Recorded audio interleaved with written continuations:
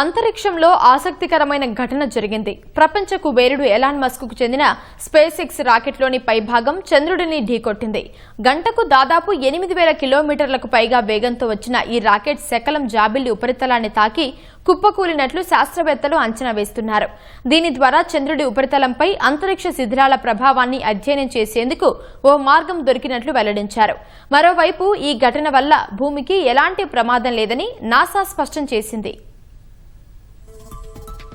గతేడాది జనవరిలో space X తయారు చేసిన ఫాల్కన్ 9 రాకెట్ 2 లునార్ ల్యాండర్లను అంతరిక్షంలోకి తీసుకెళ్లింది. అందులోని బూస్టర్ సురక్షితంగా భూమికి తిరిగి వచ్చింది. ల్యాండర్లను చంద్రుడి వైపు నెట్టేందుకు ఉపయోగపడే రాకెట్ పైభాగం మాత్రం అంతరిక్షంలోనే ఉండిపోయింది. సాధారణంగా రాకెట్లోని ఇలాంటి భాగాలను భూమి వాతావరణంలోకి తీసుకురావడం లేదా నిర్దిష్ట కక్షలోకి మళ్లించడం జరుగుతుంది. సౌర కార్యాచరణ, గురుత్వాకర్షణ ప్రభావాలు వంటి కారణాలతో దాని కక్షలో మార్పులు చోటు చేసుకున్నాయి. దీంతో అది అదుపు తప్పి చంద్రుడి వైపు దూసుకెళ్లే మార్గంలోకి వచ్చి ఢీకొట్టింది. చంద్రుడి ఉత్తర ఉపరితలంలోని ఐన్స్టీన్ క్రేటర్ సమీపంలో ఇది కూలిపోయినట్లు శాస్త్రవేత్తలు అంచనా వేస్తున్నారు. చంద్రుడిని ఢీకొట్టిన ఫాల్కన్ 9 రాకెట్ పైభాగం బరువు సుమారు 4000 కిలోలు ఉంటుంది. గంటకు 8000కు పైగా కిలోమీటర్ల వేగంతో ఇది చంద్రుడిని ఢీకొట్టింది.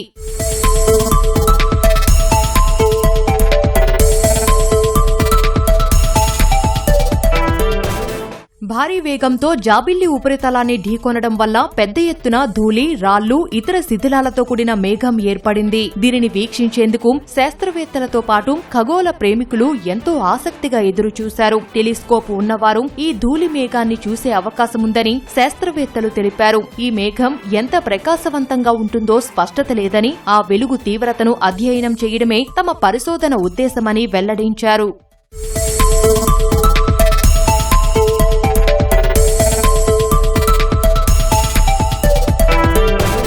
రాకెట్ పైభాగం కుప్పకూలడం వల్ల చంద్రుడిపై కొత్తగా చిన్న బిలం ఏర్పడే అవకాశముంది. జాబిల్లిపై ఉల్కలు, గ్రహశకలాల చిన్న ముక్కలు తరచూ పడుతుంటాయి. వాటి వల్ల ఏర్పడే బిలాలను శాస్త్రవేత్తలు అధ్యయనం చేస్తుంటారు. అయితే మానవులు తయారు చేసిన అంతరిక్ష వస్తువు చంద్రుడిని ఢీకొట్టడం చాలా అరుదుగా జరుగుతూ ఉంటాయి. అందుకే ఈ ఘటన ద్వారా ఏర్పడే బిలం, ధూళి, శిథిలాల వ్యాప్తిని అధ్యయనం చేయడం ద్వారా చంద్రుడి ఉపరితల లక్షణాలపై మరింత సమాచారం పొందవచ్చని శాస్త్రవేత్తలు భావిస్తున్నారు.